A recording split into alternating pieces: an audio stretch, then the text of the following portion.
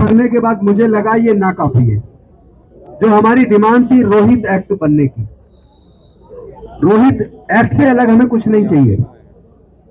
क्योंकि आप ये देखिए, जो इंजीनियरिंग कॉलेज हैं या IIM IITs हैं, मेडिकल कॉलेजेस हैं, या तमाम वो एजुकेशनल इंस्टीट्यूशन जो UGC से एफिलेटेड नहीं है, वो गाइडलाइन में कहीं कवर ही नहीं है, रेगुलेशन में। ये रेगुलेशन तो UGC के एक्ट के तहत आए हैं, इससे काम करने वाला तो है नहीं। दूसरी बात, विरोध करने वाले उसको ना तो उन्होंने पढ़ा, विरोध करने वाले भी आंख मीच के विरोध कर रहे हैं। और ये जो अपने आप को सो कॉल्ड मुख्य मीडिया कहता है, मुझे तो कई बार लगता है सब पीछे से उन्होंने भी उसको पढ़ा नहीं है। अगर उसको वो पढ़ते, उसके ऑब्जेक्टिव्स को पढ़ते, डिस्क्रिमिनेशन की डेफिनेशन को पढ़ते, उसमें तो EWS भी है। EWS में कौन है भाई? EWS में तो ब्राह्मण, बनिया, ठाकुर और तमाम जो स्वर्ण जाति में आते हैं वो सारे के सारे EWS में आते हैं। तो वो रेगुलेशन तो EWS में भी कवर होती है।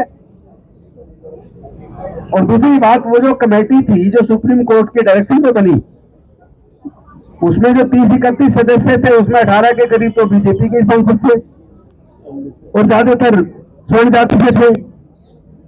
उसके तो चेयरमैन भी स्वर्ण जाति से थे, मैं नाम नहीं ले रहा हूं। लेकिन मेरा कहने का मतलब यह है कि ये भारत विविधताओं का देश है। भारत में 6,743 जातियां हैं, अनेकों धर्म हैं, अनेकों भाषाएं, अनेकों संस्कृतियां हैं। उस सबसे मिलकर भारत बना है। भारत बार बार गुलाम क्यों हुआ? इसी जातिवादी व्यवस्था, मनुवादी व्यवस्था की वजह से हुआ है। अगर यह वर्णवादी व्यवस्था ना होती, अगर मनुस्मृति से यह तय न किया होता कि औजार हथियार का इस्तेमाल करने का अधिकार किसको है, पढ़ने लिखने का अधिकार किसको है, यज्ञ करने का अधिकार किसको है, अगर ये उसमें ना लिखा होता और वो मनुस्मृति रूपी संविधान की बजाय डॉक्टर बाबा साहेब अम्बेडकर के संविधान से ही पहले से भारत चला होता, उसी तरह का कोई संविधान बना होता पहले, जिसमें सभी जाति धर्म के लोगों को समान दृष्टिकोण से सभी प्रकार के बराबर अवसर मिले होते, तो शायद भारत कभी गुलाम ही न होता। वो कौन लोग हैं जिन्होंने विदेशियों को बार बार भारत में आमंत्रित किया अपने पड़ोसी को कब्जा करवाने के लिए, उसको हरवाने के लिए? कौन लोग हैं वो?